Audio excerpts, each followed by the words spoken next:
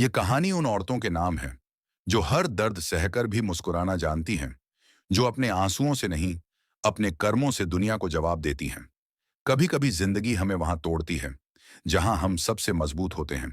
राधा भी टूटी थी जब उसके अपने ही पति ने उसे मनहूस कहकर घर से निकाल दिया। पर उसे क्या पता था, जिस औरत को उसने ठुकराया, उसी औरत की किस्मत एक दिन उसके पूरे परिवार की किस्मत बदल देगी। ये सिर्फ एक कहानी नहीं, ये एक सीखा देने वाली सच्चाई है कि भगवान के घर देर हो सकती है, लेकिन अंधेर कभी नहीं होता। कहानी अब शुरू होता है। बारिश की ठंडी रात थी। आसमान में बिजली चमक रही थी और हवा में सिसकियों सी आवाज थी। उस रात राधा भी सिसक रही थी। वही राधा जो शादी के सिर्फ 2 साल बाद ही अपने पति की नजरों में मनहूस बन गई थी। वो अपने पति अर्जुन से बहुत प्यार करती थी। सुबह उठते ही उसके लिए चाय बनाना, उसके कपड़े प्रेस करना और जाते वक्त दरवाजे तक मुस्कुराकर ख्याल रखना कहना, यही उसकी दिनचर्या थी। लेकिन किस्मत को शायद ये सब मंजूर नहीं था। एक दिन जब राधा की गोद में उसका पहला बच्चा आया, तो पूरी दुनिया जैसे उसके लिए रुक गई। लेकिन खुशियों के उस पल में ही उसका संसार उजड़ गया। बच्चे के जन्म के साथ ही अर्जुन की मां की तबीयत अचानक बिगड़ गई और 3 दिन बाद उनका निधन हो गया। अर्जुन का दिल टूट गया और गलती राधा के माथे पर मढ़ दी गई। तेरे आते ही मेरे घर में मौत का साया छा गया। ये शब्द अर्जुन ने गुस्से में कहे, लेकिन वो शब्द राधा के दिल में झर बन गए। मां के चौथे दिन जब सब रिश्तेदार चले गए, तो अर्जुन ने बिना कुछ सोचे राधा का हाथ पकड़कर कहा, तू इस घर से चली जा, तू मनहूस है। राधा ने बहुत समझाने की कोशिश की। अर्जुन, मैंने क्या गलत किया? मां तो मुझे बेटी कहती थी। लेकिन अर्जुन ने दरवाजा बंद कर दिया, हमेशा के लिए। राधा की गोद में 6 दिन का बच्चा था। बारिश हो रही थी, पैर में चप्पल नहीं, शरीर पर सिर्फ एक साड़ी। वो धीरे धीरे चलती रही, मंदिर के सीढ़ियों पर जा बैठी। रात भर वो अपने बच्चे को सीने से लगाए रोती रही। भूख से बच्चा रोता रहा और राधा उसकी हिचकियों में अपनी सांसें गिनती रही। तभी एक बूढ़े पुजारी वहां आए। उन्होंने उसे देखा, समझा और कहा, बेटी, भगवान के घर देर होती है, अंधेर नहीं। वो शब्द राधा के लिए एक वरदान बन गए। पुजारी ने उसे मंदिर के पास बने अनाथ आश्रम में जगह दिलवाई। वहीं उसने बच्चों को पढ़ाना शुरू किया। दिन बीतते गए। राधा ने अपने दर्द को अपनी ताकत बना लिया। वो बच्चों की राधा दीदी बन गई, जो सबको सिखाती थी कि जिंदगी चाहे जितनी कठिन हो, उसे मुस्कुराकर जीना चाहिए। साल बीत गए। एक दिन मंदिर में भिक्षा मांगने एक आदमी आया। कमजोर, टूटा हुआ और पछतावे से भरा। वो अर्जुन था। किस्मत ने उसे सब कुछ छीन लिया था। वो राधा के सामने गिर पड़ा और बोला, राधा, मुझे माफ कर दो। मैंने तुम्हें मनहूस कहा था, पर मनहूस मैं खुद था। राधा की आंखों से आंसू गिर पड़े। उसने सिर्फ इतना कहा, अर्जुन, भगवान के घर देर है, अंधेर नहीं। आज तुझे खुद एहसास हुआ कि किसे निकाला था और किसे खोया था। अर्जुन जमीन पर सिर झुकाए रोता रहा और राधा अपने बच्चों को पढ़ाने चली गई, क्योंकि अब उसकी दुनिया भगवान के घर में थी, जहां ना नफरत थी, ना मनहूसियत, बस करुणा और सच्चा प्यार था। उस दिन के बाद राधा ने कभी पीछे मुड़कर नहीं देखा। वो समझ चुकी थी कि कुछ रिश्ते खून से नहीं, करुणा से जुड़ते हैं। मंदिर के पास वाला आश्रम अब उसका घर बन चुका था। सुबह वो बच्चों को पढ़ाती, दोपहर में उनके साथ खाना बनाती और रात को सबको कहानियां सुनाती, जिनमें दर्द नहीं, उम्मीद होती थी। वो कहानियां बच्चों के चेहरे पर मुस्कान लाती। राधा के भीतर भी दर्द अब शांत हो चुका था, लेकिन पूरी तरह मिटा नहीं था। कभी कभी जब वो मंदिर की घंटियां सुनती, तो उसके कानों में अब भी अर्जुन की वो आवाज गूंज जाती, तू मनहूस है। हर बार वो आंखें बंद कर लेती और भगवान की मूर्ति को देख कहती, भगवान, अगर मैं मनहूस हूं, तो तूने मुझे जिंदा क्यों रखा? शायद इसलिए कि मैं किसी और की जिंदगी रोशन कर सकूं।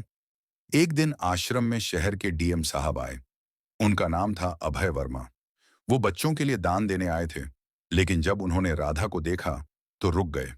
राधा के चेहरे पर सादगी थी, लेकिन उसकी आंखों में एक अजीब सी चमक थी, जैसे दर्द को भी उसने मुस्कान में पिघला दिया हो। अभय ने राधा से पूछा, आप यहां बच्चों को क्यों पढ़ा रही हैं? राधा ने हल्की मुस्कान के साथ कहा, क्योंकि मैंने जाना है सर, कि अनपढ़ दिमाग सिर्फ अपने दर्द को बढ़ाता है और पढ़ा लिखा दिल दूसरों का दर्द बांटता है। उस जवाब ने अभय को भीतर तक छू लिया। उन्होंने राधा की मेहनत देखकर सरकार से आश्रम के लिए बड़ी सहायता की मंजूरी दिलाई। धीरे धीरे राधा का नाम पूरे शहर में फैलने लगा। लोग उसे मां राधा कहने लगे, जो सबकी मदद करती थी लेकिन किसी से कुछ नहीं मांगती थी। फिर एक दिन भाग्य ने दोबारा करवट ली।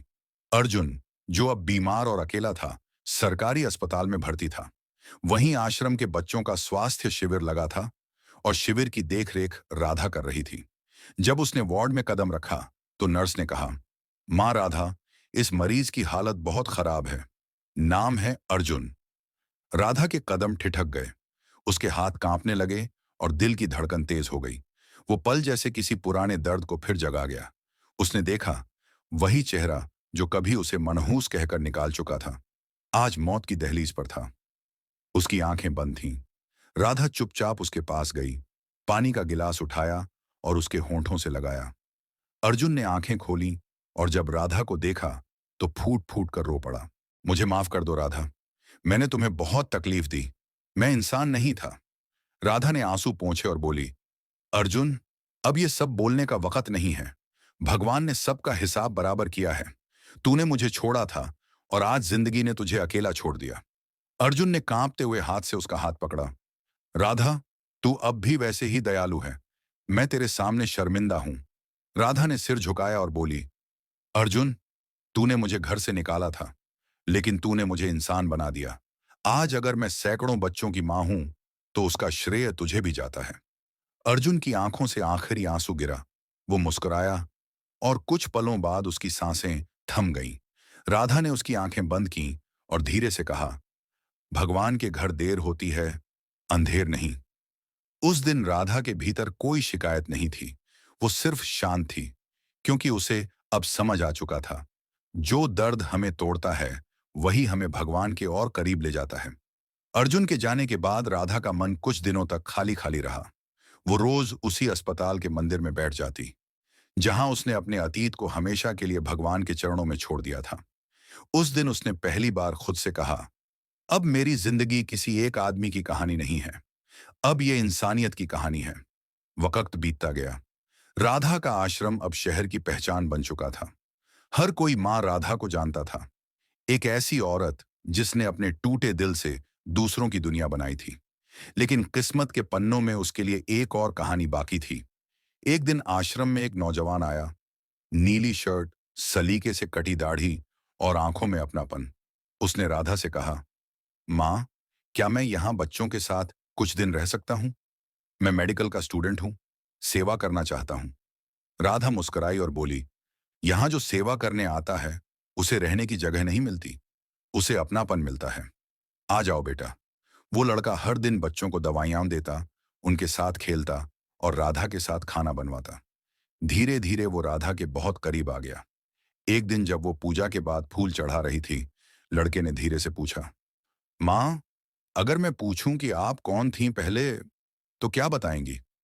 राधा कुछ देर चुप रही, फिर बोली, मैं बस एक औरत थी जिसे उसके पति ने मनहूस कहकर घर से निकाल दिया था, लेकिन भगवान ने मुझे दुनिया की सबसे अमीर बना दिया, प्यार और सम्मान की दौलत से। लड़का कुछ पल तक उसे देखता रहा, फिर जेब से एक पुरानी मुरझाई हुई फोटो निकाली जिसमें राधा और अर्जुन खड़े थे। राधा की सांस रुक गई। ये फोटो तुम्हारे पास कैसे? लड़का कांपती आवाज में बोला, मां, मैं अर्जुन और आपका बेटा हूं। राधा के हाथ से फूल नीचे गिर गए। वो जैसे पत्थर बन गई। आंखों से आंसू बहने लगे और होंठ बस इतना बोल पाए, मेरे बेटे। लड़के ने सिर झुकाकर कहा, मुझे पापा ने बताया नहीं कि आप जिंदा हैं।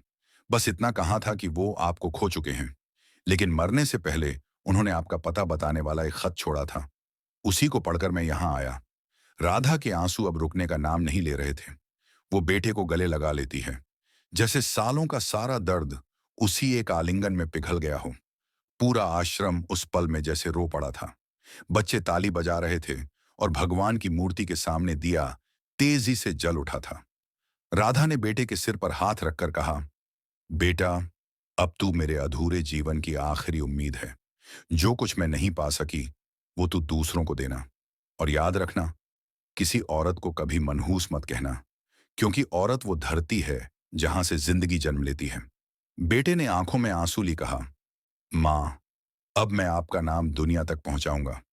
लोग आपको माँ राधा नहीं, माँ इंसानियत कहेंगे। कुछ महीनों बाद राधा बीमार पड़ गई। उसकी सांसें अब धीमी हो चली थीं। बेटा उसके पास बैठा हुआ उसका हाथ पकड़े था। राधा ने धीमे स्वर में कहा, भगवान के घर देर है बेटा, अंधेर नहीं। तू देखना, मेरी कहानी अब किसी की आंखें नहीं, आत्मा भिगोएगी। और वो मुस्कुराते हुए आंखें बंद कर ली। उसकी हथेली अब ठंडी थी, लेकिन चेहरे पर शांति थी।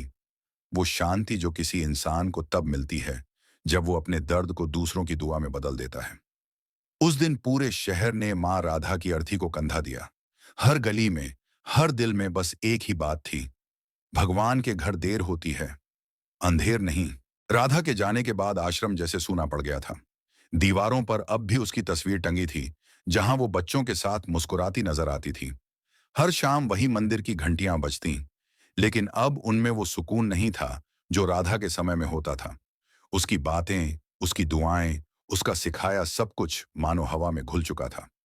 बेटा अर्जुन कुमार अब बड़ा हो चुका था, दिल से डॉक्टर, लेकिन आत्मा से अपनी माँ की तरह इंसान।